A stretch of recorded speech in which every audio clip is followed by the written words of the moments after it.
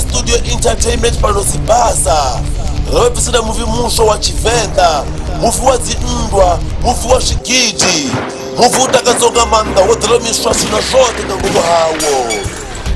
Ndwa ya Malopa Part 1.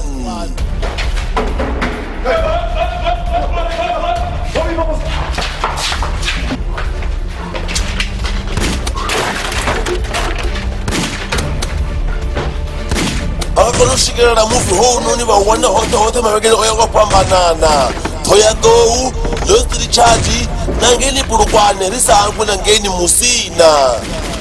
Kana mangari kopa kwa nomboro hezo dzine vakudzivona hapo ka skrini 060 8938 723 060 8938 723. Vakakonotovera hapo dzivideo clip hedzino nangeni ka YouTube, ka Facebook yavo rine, nangeni ka email. Facebook page yavo rine ndiye emaila Rasta Miruba. Ndikuzivana Rasta P. Ndikatiri ndivafuna zvone.